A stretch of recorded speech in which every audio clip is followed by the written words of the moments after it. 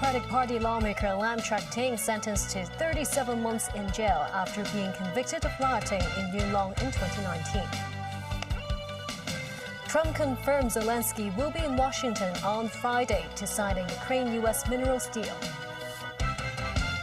And Hamas hands over the remains of 4 hostages in exchange for Israel's release of over 600 Palestinian prisoners.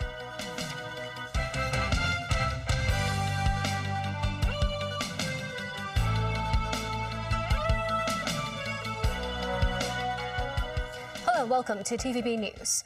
Former Democratic Party lawmaker Lam Chak-ting has been sentenced to 3 years and 1 month behind bars after being convicted of rioting in the Yuen Long 721 incident in 2019. 6 other defendants who were not among the white-clad gang were handed prison terms ranging from 25 to 31 months. The sentence for ex-Democratic Party lawmaker Lam Chak-ting was handed down at the district court after more than 50 days of trial. Lam and 6 other defendants were said to have taken part in rioting alongside a group of people at Yuen Long MTR station on July 21, 2019. In his ruling, District Judge Stanley Chan wrote the 7 defendants gathered in the station's paid area that day to face off the white-clad gang. The confrontation eventually evolved into a riot. The court doesn't accept the defense submission, explaining that they were using force reasonably for self-defense. In sentencing, Chan said 2019 has marked a watershed moment in a lot of people's life and was also a year that the Pearl of the Orient saw its luster dimmed with Hong Kong splintered by deep political divides. He said while Lam did not engage in violent actions, but as a lawmaker at the time, he was well known in society, so his presence helped escalate the situation. The judge said Lam did not ask people there to disperse and did not seek police intervention, but spoke to provoke the white-clad men. Citing the social media posts and live streaming videos Lam published, the judge said they reflected Lam's obvious role in the riot. He said Lam showed no remorse, so he handed down a 37-month prison term. 3 months of the prison term will run concurrently with a jail term from another case related to the Hong Kong 47 primary elections. The judge said as the other 6 defendants are active participants even though they did not cause injuries. They were given jail terms ranging from 25 to 31 months. Speaking at the Legislative Council Finance Committee meeting today, Financial Secretary Paul Chan said authorities should not rely too much on land sales for revenue. This after government revenue from land sales and stamp duties experienced a massive drop this fiscal year. Timothy Lee tells us more. Financial Secretary Paul Chan was at LegCo's Finance Committee today to explain details of the budget he delivered yesterday. Some lawmakers said the government should focus on boosting revenue from land sales and stamp duty. For the FSTB or the Development Bureau, say for land sale revenue or stamp duty revenue, can we do more in getting a higher revenue, because these are major revenue sources for Hong Kong? So we no longer want to rely on land premium revenue. We want to rely on other sources of revenue instead. On land premium revenue, we want to make sure we have adequate land supply both in the public and private sectors to make sure everyone has good housing. A lawmaker voices concern about the government introducing a $600 application fee and raising the cost of visa fees for talent coming to the city. We have seen the fees increase significantly to $1,300 for the visa fees. I want to ask the government to provide some justifications for such. What we'd like to do is to recover administrative cost, because the previous level means that there was a discrepancy between the cost and the fees charged. Meanwhile, a lawmaker suggests that authorities do not waive the $2,500 student allowance and instead reduce the amount of money allocated to schools.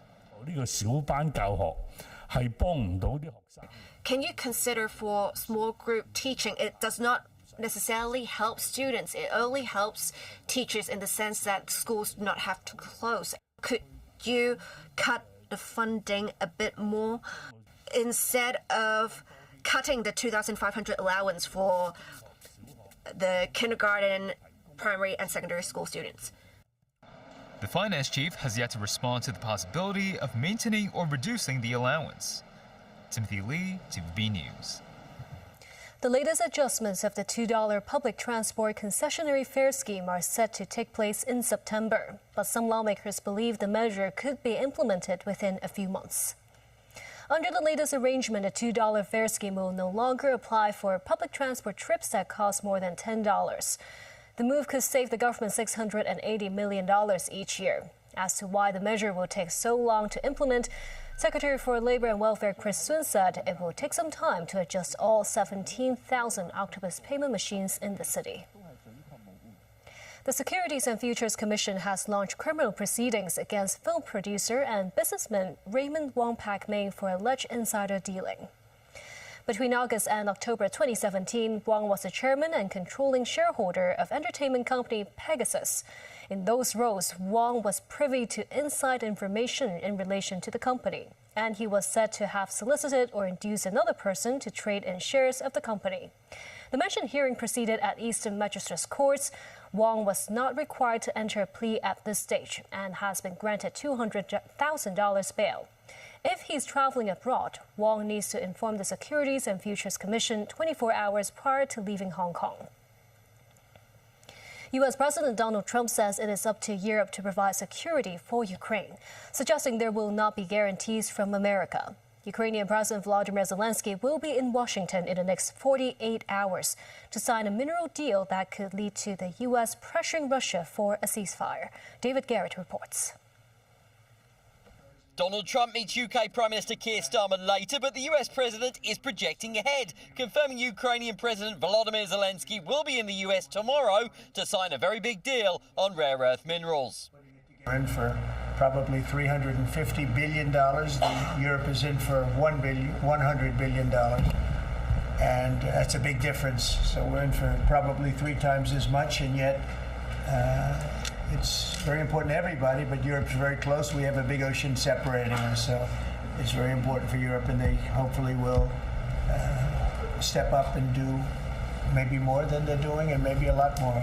Mr. President, on Ukraine, can you talk a little bit about what type of security guarantees you're willing to make?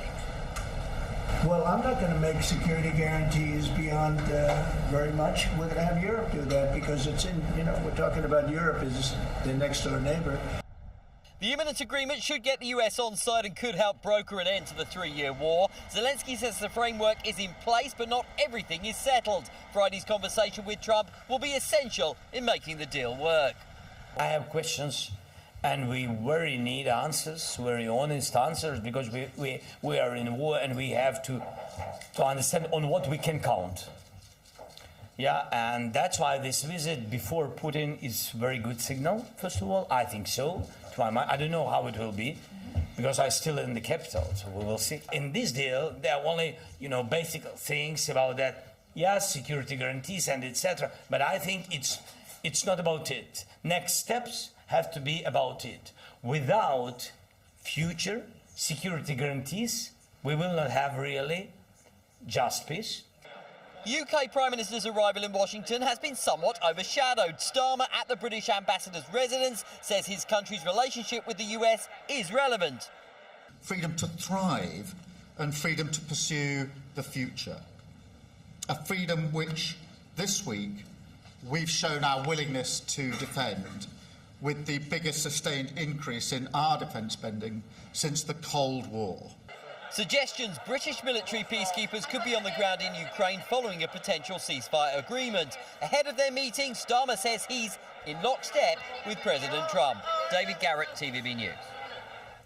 The Ministry of Commerce in Beijing has urged the European Union to stop smearing China and shifting blames after several Chinese names were added to the bloc's latest sanctions list over Russia's invasion of Ukraine.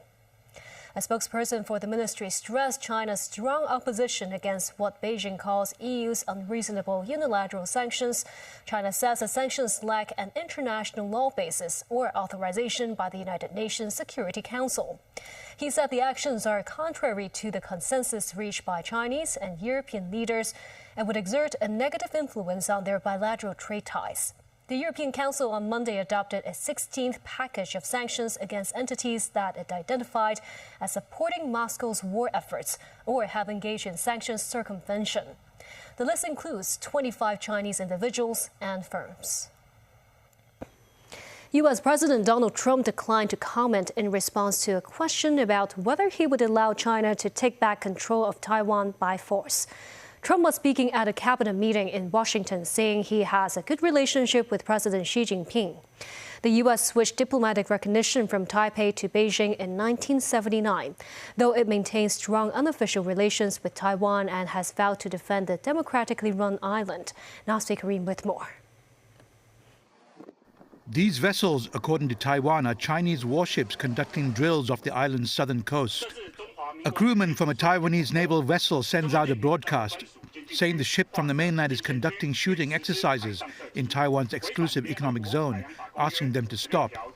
China has maintained that it has the right to take back Taiwan, which the U.S. has long vowed to defend. However, U.S. President Donald Trump was non-committal when asked if Washington would ever allow China to take Taiwan by force. I never comment on that. I don't comment on anything because I don't want to ever put myself in that position. And if I said it, I certainly wouldn't be saying it to you. I'd be saying it to other people, maybe people around this table, and very specific people around this table. So I don't want to put myself in that position.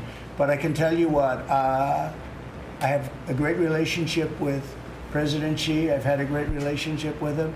We want them to come in and invest. I see so many things saying that we don't want China in this country. That's not right. We want them to invest in the United States. That's good. That's a lot of money coming in, and we'll invest in China. I see all of these phony reports that we don't want their money, we don't want anything to do with them. That's wrong. We're going to have a good relationship with China, but they won't be able to take advantage of us. Taiwan says mainland forces conducted drills 70 kilometers off the coast of Kaohsiung and Pingtung. Last week, Taiwan detained a mainland-linked cargo ship on suspicion of damaging an undersea communications cable. Nazri Karim, TVB News. Elon Musk took a star turn at the first cabinet meeting of U.S. President Donald Trump's new term on Wednesday. Musk holding forth in the black Make America Great Again campaign hat about his role as a humble tech support for the federal government and laying out dire stakes if his cost-cutting efforts fail. This as Trump ordered federal agencies to undertake more large-scale layoffs for workers. Tracy Furness has more. President Donald Trump is not one to easily share the spotlight, but he seemed happy to turn the top of the hour-plus meeting over to Elon Musk for a summary of what the Department of Government Efficiency, or DOGE, has been up to. Trump signed an executive order on Wednesday empowering DOGE to scrutinize how federal agencies spend money, the latest expansion of Musk's cost-cutting powers. The overall goal here with the DOGE team is to help address the enormous deficit. We simply cannot sustain as a country $2 trillion deficits. The interest rates, just the interest on the national debt, now exceeds the Defense Department's spending. We spend a lot on the Defense Department, but we're spending over $1 trillion on interest. If this continues, the country will become de facto bankrupt. It's not an optional thing, it is an essential thing. Musk's government cost-saving means mass firings, which Trump says many Americans have such admiration for. When questioned whether his cabinet was on side, he said they're thrilled. Let the cabinet speak just for a second. Anybody unhappy with Elon? If you are, we'll throw them out of here. Is anybody unhappy?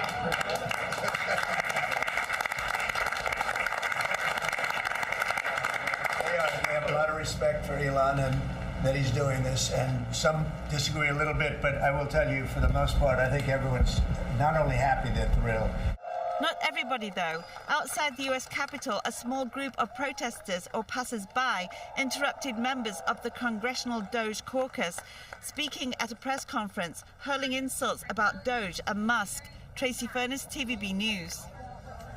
Hamas handed over the bodies of 4 hostages to the Red Cross early today in exchange for Israel's release of over 600 Palestinian prisoners.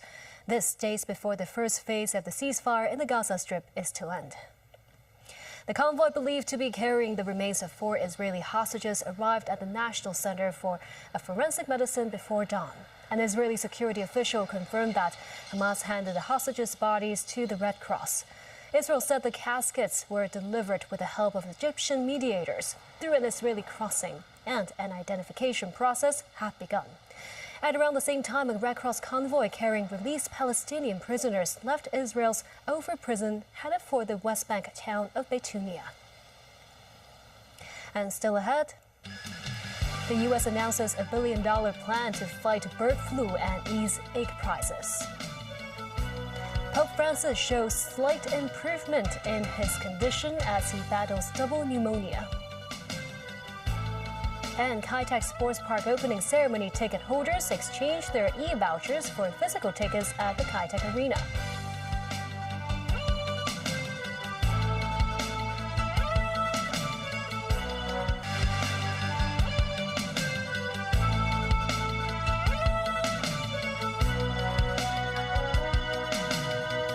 Welcome back. An ongoing avian flu in poultry has sent egg prices skyrocketing across the United States. The U.S. Agriculture Department is planning to temporarily boost imports and cut exports of eggs in an effort to increase domestic supply. The agency has laid out a 5-pronged strategy, including farm relief and chicken vaccinations to curb the bird flu outbreaks. Danny Zhou has the story. The U.S. Department of Agriculture has announced investments of up to $1 billion to combat the spread of the highly pathogenic aviation influenza H5N1. The 3-year epidemic has led to the culling of 166 million chickens, and the first fatal human case in the U.S. was reported in January. Even though the USDA has been working to contain the flu, the impact on egg production has been severe. The average egg prices jumped 50% in 2024, according to Consumer Price Index, and authorities are forecasting an additional 20% rise this year. This has led America to look for supply beyond its borders. Turkey stepped in and has started shipping 15,000 tons of eggs to the U.S. The shipment is part of a preliminary deal between the two nations that will continue through July. Turkey is expected to supply 420 million eggs to the U.S. this year, up from 70 million normally. On Wednesday, U.S. Agriculture Secretary Brooke Rollins detailed a comprehensive approach to protect domestic poultry industry from the virus. The USDA plans to spend up to $500 million on wildlife biosecurity measures to help keep the virus off farms. How do we ensure that our egg-laying chickens aren't getting this disease? Mostly it comes from wildfowl that fly over or get into the barns. So USDA will be producing at no charge an audit to every single egg farmer in this country. $400 million will be dedicated to increasing payment rates to affected farmers.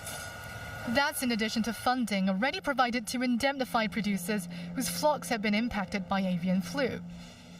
Authorities will look at cutting back on regulations on egg producers to make it easier for families to raise their own backyard chickens. Up to $100 million investment will be available for exploring vaccines and therapeutics with chickens. But Rollins is lukewarm on authorizing their use. Our egg layers and our broilers, our poultry industry does not use vaccinations right now. A lot of the industry believes on the egg laying side that we should, but it isn't a proven vaccine yet. Mexico vaccinates their egg layers and they still are hit with about 80% even vaccinated with this avian flu. She said further research is needed for the USDA to fully understand how the vaccines will affect the food supply. Danny Zhou, TVB News. Pope Francis has shown slight improvement in his medical condition as the 88-year-old battles double pneumonia. Doctors, nuns, and dozens of faithful gathered on Wednesday to attend a mass held for the pontiff in the chapel of the Gemelli Hospital, where he continues his treatment for a complex lung infection. The Vatican said Francis has shown further, though slight improvement, but doctors still say his prognosis is still guarded. The slight kidney insufficiency detected a few days ago has receded, and Francis continues to receive respiratory physiotherapy. The Kai-Tak Sports Park is set to hold its opening ceremony on Saturday. Starting today, citizens can exchange their e-tickets for the physical tickets in person. But some wish the ticketing arrangements can be simplified for future events. Ticket holders can come to the Kai-Tak Arena to swap their e-tickets for physical tickets to the sports park's inaugural event. Long queues could be seen before the workstations opened. A total of 8,500 tickets were all snapped up in about half an hour last Friday. Ticket holders must come to the sports center in person with their e-vouchers and identification documents bearing their photos to obtain the physical tickets. Some arrived 2 hours early. Very quick, fast. The staff here is quite supportive and also helpful. Some said improvements could be made as well. If they can give us the signage, they can show me where can I go to the arena. This student even had to skip the morning class to pick up the physical ticket. Wait is too long because I wait for around 30 minutes, and I need to go to school now. So I think it's too long, and I want to online to get a ticket. I don't need to come here. The ticket collection hours for the first 2 days are from around noon to 10 p.m. On Saturday, collection starts at 9 a.m. but ends at 3 p.m., around 3.5 hours before the opening ceremony. The organizer also hands out a total of 1,000 discount vouchers from Kai Tak Mall on a first-come, first-served basis to encourage early retrieval of physical tickets. Officiated by Chief Executive John Lee, the 90-minute opening ceremony of the Kai Tak Sports Park will commence at 6:30 p.m. on Saturday. Hong Kong Unison is reportedly considering dissolution. Founded 24 years ago, the non-profit body has been championing the rights of ethnic minorities in Hong Kong. Undersecretary for Labour and Welfare Ho Kai-ming said he is not certain about the latest situation of the organization, but noted that Hong Kong upholds the freedom of association. Ho said the group is not a government-subsidized body and it will be its own decision to disband or not. He noted that Hong Kong Unison has said the consideration to dissolve is not due to financial reasons or political pressure. And that's the news. Thank you for watching.